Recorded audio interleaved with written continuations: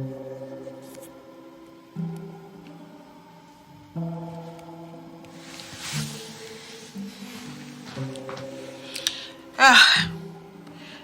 perspective PAM, Haïti fait face avec un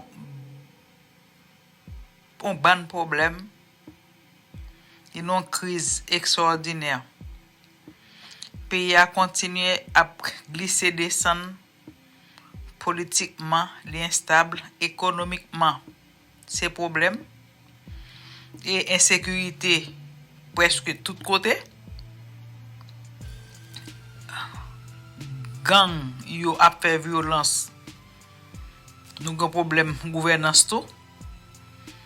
Et pour nous additionner sur ça gain, l'on considérer désastre qui gagne dans socio-économique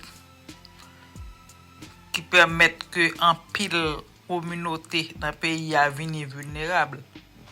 Accès sous avec services de base, c'est capable de dire et santé, éducation, santé mentale, support pour moun qui santé mentale yo, bagay ça aurait été et limité ou du moins presque inexisté.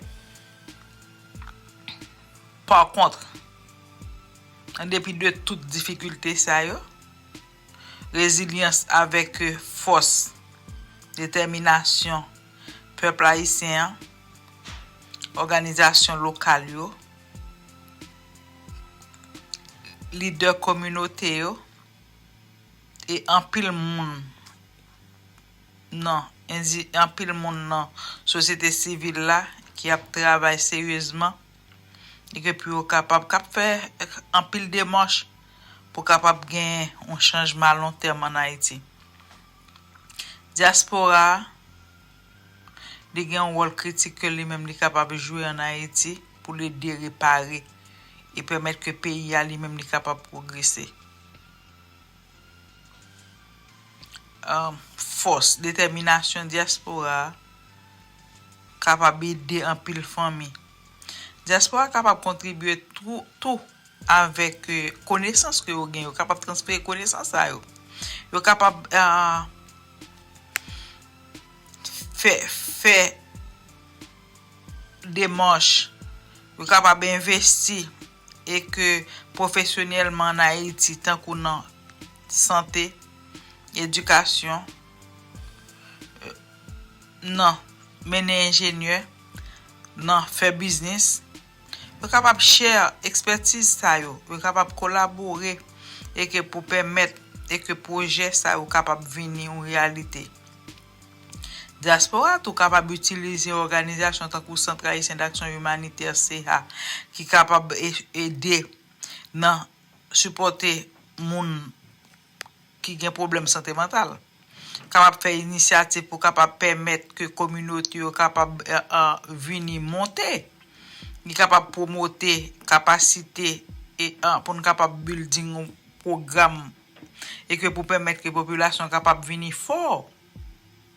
Diaspora tout capable on voix international là pour le faire advocacy pour policy tant changement et capable mobiliser pour ressources, jeunes ressources et que qui capable aider Haïti supporter Haïti non ça Haïti mérité et que pas oublier que progrès demande en pile mais ensemble en pile effort avec diaspora qui capable camper dans faire solidarité avec haïtiens qui en dans pays pour développer un partnership qui capable prioriser solution durable dans pays. Diaspora tout capable engager li et en beyond charité et que capable embrasser collaboration développement durable, capable partager et que commitment on commitment pour Haïti stable, prospérer à long terme.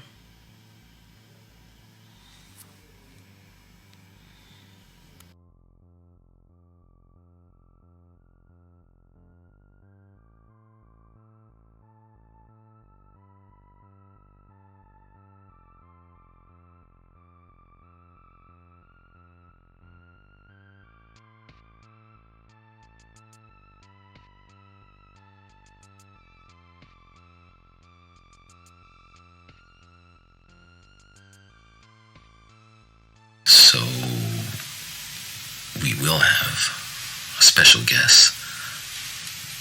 This time, someone by the name of Kitli Ixila, a political activist and organizer who is actively involved in Haiti. Based on her experience, expertise, and perspective, Madame Kitli Ixila will briefly address in Creole a two-pronged question. What is the state of the nation, and what role should the diaspora play in the repair of Haiti? Now keep in mind, this podcast has to do with our upcoming publication. Indeed, it was set to be released or published, if we want to say, in April, this very month.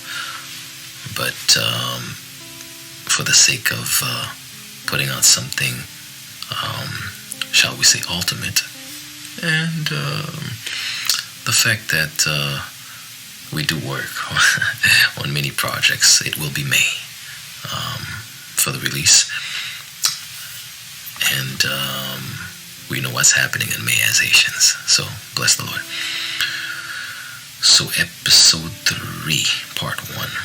Como ba yo ye, Lord boa? Epi ki sa diaspora ka fe pou ameliore bagay yo. So again, that's what our guest speaker, Kitli Ixila, will be addressing. Now, episode 3, part 2, 11 points based on the World Fact Book. I will be exploring that. As we continue this episode, we must first acknowledge the broader geopolitical context, Haiti's role and position within the Central American and Caribbean region. For at least 3 generations, the country has faced ongoing challenges in establishing a stable government or functioning republic. Some now warn, and I was possibly one of the first ones to herald, well, perhaps we should not say herald, but certainly put this out. But some now warn it may be nearing the brink of being declared a failed state. And yet, this stark political reality stands in painful contrast to the enduring truths of Haiti's richness, its beautiful land, resilient people, and storied heritage. Haiti's story is one of liberation and ongoing redemption from the shackles of slavery and the brutality of colonial rule toward a future of dignity and restoration. That story was boldly initiated in the late 18th century by figures like Toussaint Louverture and Jean-Jacques Dessalines. And we are its inheritors. We are called, in this generation, to fulfill the promise of reparation and rebirth, God willing, as we like to say, Baruch Be'ezat Hashem.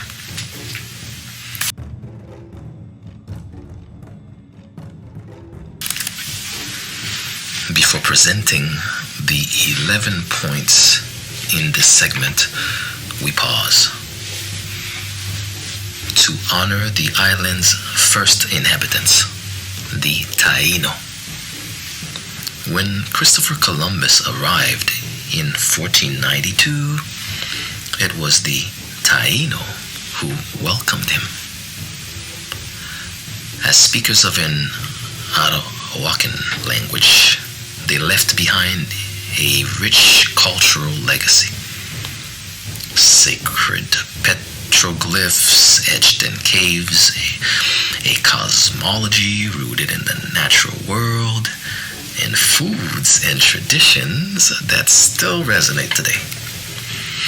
They fermented cassava into a ceremonial drink called ogre, and crafted Cassava, a circular cassava bread baked in the sun, still known to us as cassave. Many French Creole words also trace their roots to the Taino language. Though nearly decimated in the 16th century, Taino lineage lives on. More than half the population of Haiti, Cuba, Puerto Rico, and the Dominican Republic carry Taino ancestry.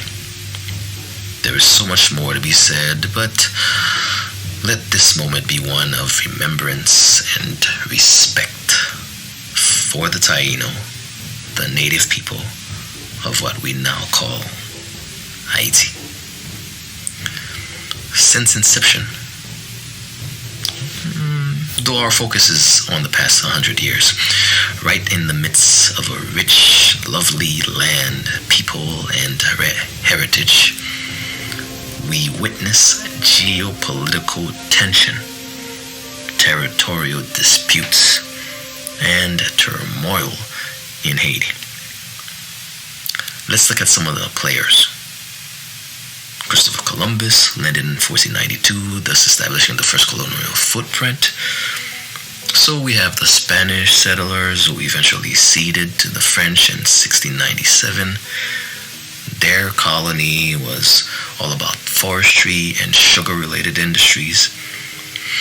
It's reported that the French colony became one of the wealthiest in the Caribbean, but relied heavily on the forced labor of enslaved Africans and environmentally degrading practices. We will leave it at that for now. This was a foretaste, so to say, of what will come in episode 3. 11 points, preceded, of course, by a presentation, though brief but certainly timely, by Kidley Excel.